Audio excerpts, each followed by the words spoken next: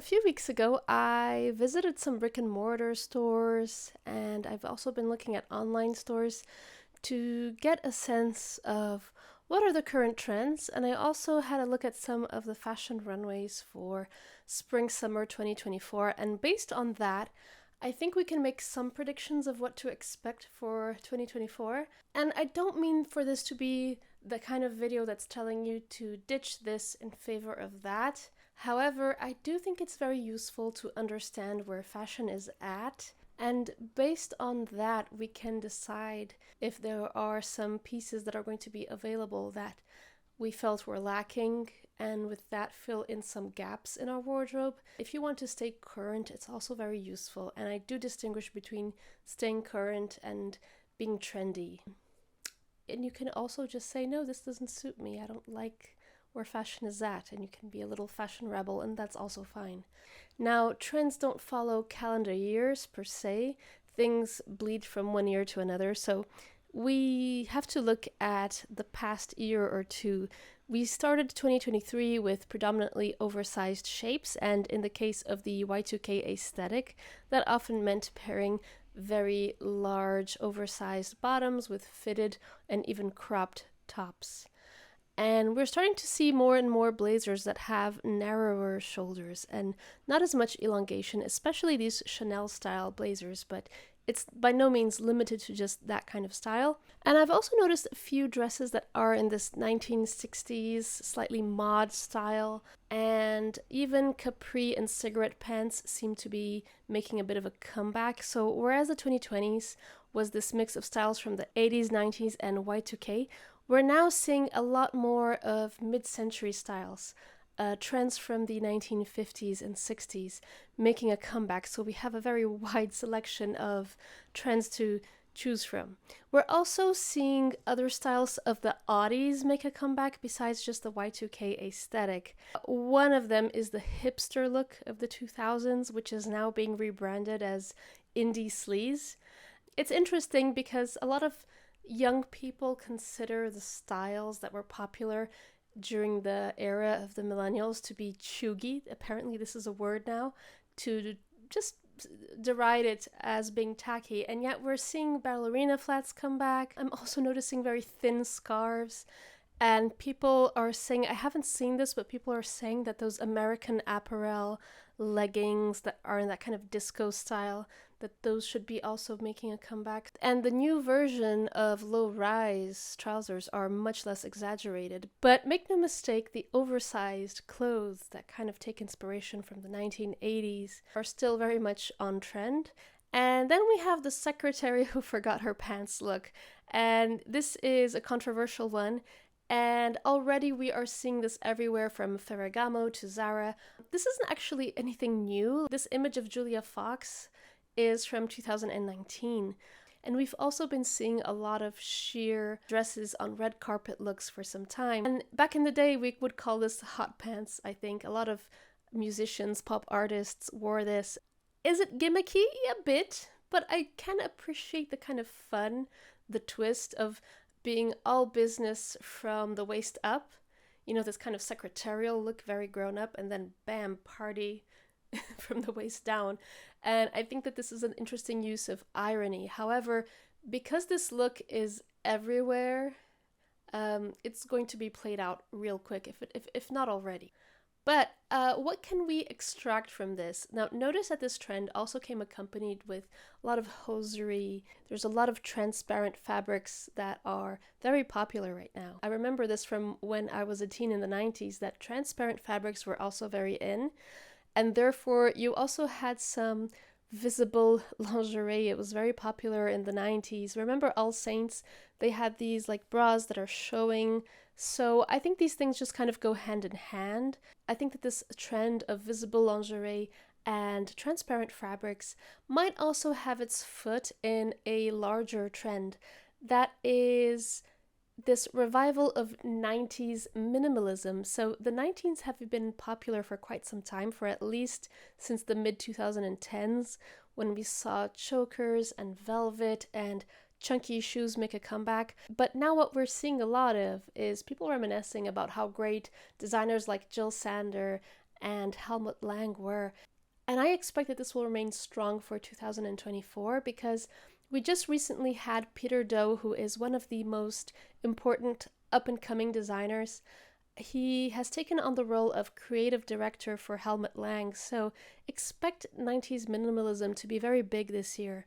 But one way to stay ahead of the trend cycle is to figure out the next logical step, or something that is adjacent to the trend. So you may not want to go without pants, but perhaps you are comfortable enough with shorter shorts or with a mini skirt, and you could pair the shorts with a stylish wool blazer or cardigan for that similar adult secretarial vibe, and also some pantyhose in an interesting color. Rather than trying to look sultry, it's more of that contrast, that juxtaposition between something that's serious and something that's a little more sexy. And of course, there's more modest ways to incorporate sheer fabric in your wardrobe. So of course there are many possibilities. And even if you did do the pantless look, if you were, say, to pair that with sheer tights and then also a transparent skirt that doesn't have any lining in it, now you've got like a little bit more coverage, so you can really play up with the level. Another example, instead of the Y2K style baguette bag that made a comeback, you could pick a bag with this interesting wide cylindrical shape, similar idea, but less likely to be seen everywhere.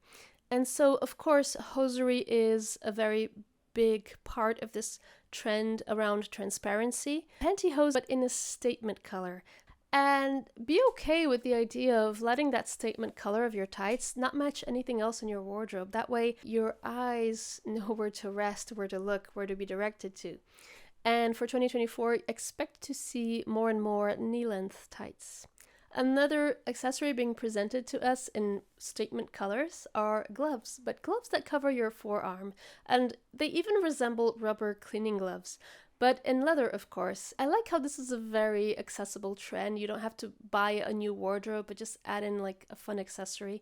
Baseball hats are everywhere, and we're seeing them in very elegant fabrics, however. Very understated, very elegant tweeds or wool, and oftentimes matching an outfit. And we're also seeing this as a general trend with accessories, that accessories are made from the same material as an outfit. So you might see a scarf that has the same fabric and stitching detail as a coat, or a scarf that has the same gradient effect as a sweater. Now, a very normal trend, very accessible one, is just off-the-shoulder tops. And I expect that as a result of this, we will also be seeing more scoop necklines and boat necklines, silhouettes that open up the shoulder area a bit more. And we're also seeing wrap tops. And tops that are more elongated too and not so cropped. And miniskirts as part of matching sets with jackets and blazers. And these jackets and blazers come in a lot of different forms, but it's just interesting that a lot of them are paired with miniskirts as opposed to trousers, which would be more traditional. So essentially, we're sort of in the same vicinity as the idea of the pantless look, which is just a larger top and narrower or smaller bottom. A reversal of the Y2K silhouette. It seems designers' fingers are itchy to change up the silhouette of these more androgynous oversized blazers that we have been seeing for the last couple of years. And so you'll see that we have blazers that have big shoulder pads and are still quite big on the shoulder area, but the waist is a bit more cinched in. And we're also seeing blazers that have no lapels. So essentially they're just trying to switch things up. And right now it's going in different directions. So it'll be interesting to see what happens in the future. Let's also talk about capes. We are going to be seeing coats and blazers that have this integrated cape shape into them, as well as just capes and ponchos. And although we're seeing lots of mini skirts, the midi and maxi length skirts are also very much in, but we're seeing narrow silhouettes. Oftentimes pencil skirts, but also bias cut skirts in satin or sometimes in the knit to match a sweater. And I've also been seeing some pieces that combine two completely different textiles. You know how there's color blocking? And color blocking is not actually wearing different garments of different colors. Color blocking is when the same garment is made from two different fabrics that have different colors. But what I'm seeing right now are completely different textiles, where one side of the outfit is made of fur, the other is made of leather, or a skirt that is one part wool, the other part is more of a satin fabric. I've also seen pieces that have a very creative use of stripes and geometrical details, but patterned creatively, creating this kind of warrior effect, almost like a Jedi. Bows are very trendy right now. I think that there's a difference between getting a ribbon to put on your hair, which is something that's very accessible and you don't have to invest a lot of money in, and buying a garment that actually has bows in the design. And so with the latter, I think you have to be a little bit careful and think about whether you actually see yourself wearing this long term once this trend blows over, because this is the sort of thing that has the potential to be very short in duration, and it can very easily become saturated. Now, of course, you could argue that bows are classic. And yeah, but is your personal style one that is rooted in this kind of playful girliness? Or will it run the risk of looking a little juvenile? So this is the thing that you have to weigh to see whether or not having bows in your wardrobe is the right choice. And of course, a big trend of the last few months, something that we heard endlessly this year, is quiet luxury. At first, I just thought that this was like one of those TikTok trends that feel like a cosplay of a certain lifestyle. Like one minute you're a mermaid, the other minute you are a rich heiress. But actually, I do think that we are seeing this push towards more discreet and sophisticated looks. I don't think that there's too much of a point in pretending to come from old money wearing Zara pieces, but if this gets people to question, why buy a $5,000 purse if I can get something with the same quality from an affordable luxury brand that is selling something of similar quality for $500 instead of $5,000, so a tenth of the price? Why wouldn't you do that? But onto a subject that I'm really eager to talk about. Colors. I have been seeing a lot of black, of course, it's winter. Some stores really leaned heavily into black, and this was the case of Sandro. I walked in the store and I felt like 90%, if not more, of the items were black. And when I went to visit Le Bon Marché, which is a huge fancy department store here in Paris, I noticed that the selection that they had for the racks of Isabelle Marant, Officine Générale, and Bruno Cucinelli were mostly gray, and indeed, gray is a color that has been very, very prominent. And then perhaps it's not also a coincidence that we're seeing a lot of cool tones, cool colors, but slightly desaturated. And then also grays that have just a bit of hint of color to them. For instance, can you see how the top has just a little bit of blue compared to the bottom? So lots of colors that are cool, but with a little bit of gray and grays, but colors that you look at and think, well, is that gray? Is that blue? Is it gray or is it green?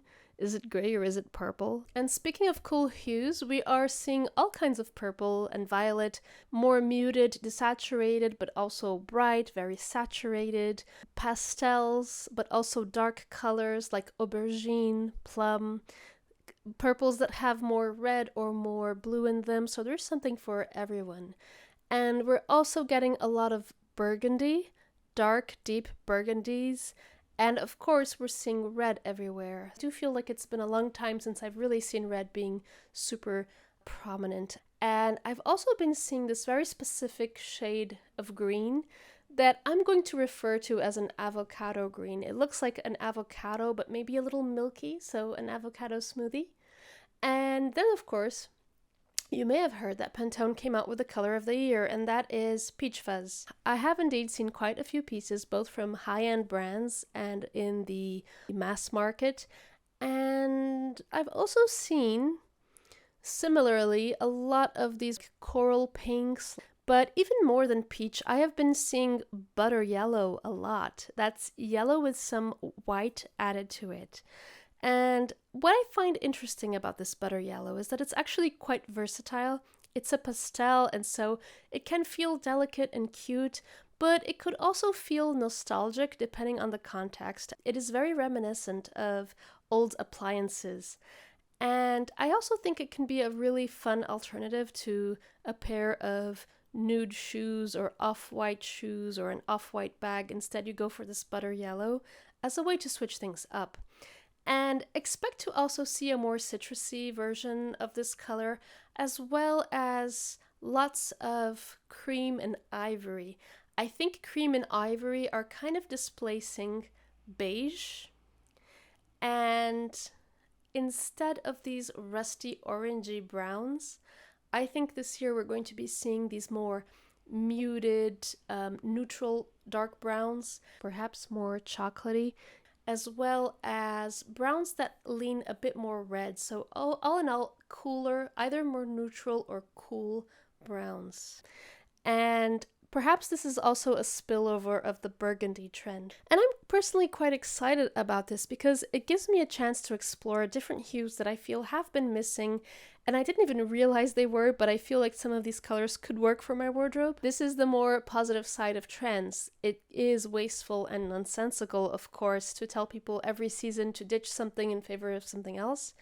But it is nice to have this kind of renewal and rediscover things, see things with fresh eyes. And I like that we're getting this color palette that is not over the top. It's not the dopamine dressing trend that we've saw after the pandemic. And it's also not that in-your-face Valentino / barbiecore pink that I personally wouldn't know how to use or wouldn't want to because I think it clashes with my skin tone.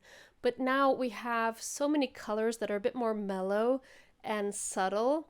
And what I also find interesting is that a lot of these colors can actually be combined together in really interesting, beautiful ways. And once again, based on the catwalk shows, I think we're very likely to also see black and white this next year. And by the way, I have a video on wearing black and white if you want to check that out. And not just red, like this very primary saturated red. We're also going to get some blues, greens, yellows, the ones we've seen in Balmain and Miu Miu, these kind of very saturated, very, not exactly primary colors, but somewhat in that vicinity. And yet the looks are very mature, adult, sophisticated, but the colors do allow us to add a little sense of twist and shake things up. I've come across a report about trends to expect for the textile industry, and once I read this report, I did manage to spot some examples, such as this Rick Owens skirt, which is very interesting. And that trend is that we're going to get denim in colors other than blue and the blacks and grays, of course. Denim in pinks and greens. If you have some items that are metallic or with sequins that you have lying around, perhaps something you wore for the New Year's Eve, consider whether there's a way to dress it down for the day-to-day, because this is said to be something that's going to be trendy for 2024. It is wearing sequins and metallic accessories and clothes, but not for parties, but just in your day-to-day. And if you're a magpie and this trend excites you, be sure to check out my last video. I was interviewing a fashion designer based in Paris, and many of her clothes have metallic fabrics or sequins.